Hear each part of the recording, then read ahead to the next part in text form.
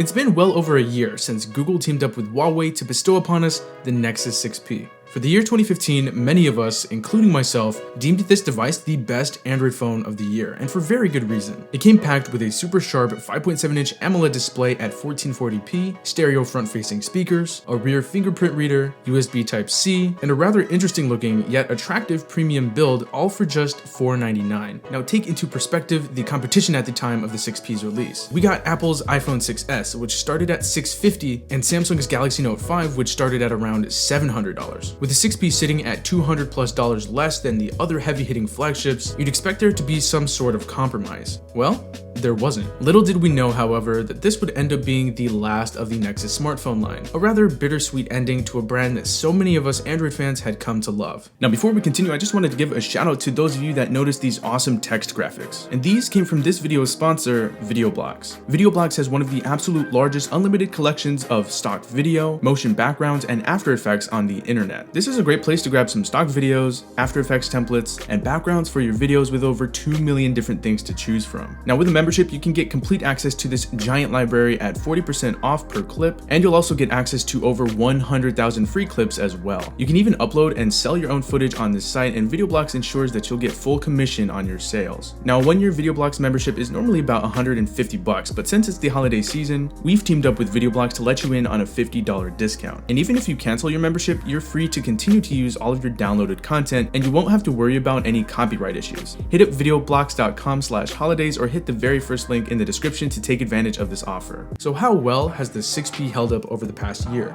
I would say very, very well. Sure, the 6P was missing expandable storage and water resistance, but mind you, so was the Note 5. It also lacked wireless charging, but I saw this to be more of a luxury than a necessity, and plus, the 6P charged very quickly on its own anyway. Now, one thing that seemed to always hold Nexus phones back was the camera, but with the 6P, there was absolutely nothing to worry about there. Finally, a Nexus phone that was capable of capturing crisp, clear images and video. Battery life was very impressive as well. With a rather large 3450 mAh battery, I could easily make it through a day's use with the 6P. Overall performance, for myself anyway, was also not much of an issue, especially when you consider pure stock Android front and center here with no bloatware to be found. Of course, performance results varied among different users. And speaking of stock Android, I've got my 6P running the very latest as of now, Android 7.1.1 Nougat via the developer preview. This update seemed to breathe new life into my 6P, and that's not to say that the phone was slowing down or anything like that, but it appears as if the phone got even smoother. Although this phone may not have the latest and greatest processor or more than 3 gigs of RAM, it still performs extremely well for its age, and I can easily use this as my daily driver today. The cameras, on the other hand, do not meet today's standards. It's a little slow, and overall there's no way it can touch the Galaxy V20, iPhone, and Pixel cameras. But in the right conditions, you can still get some really nice results, especially when you use HDR+,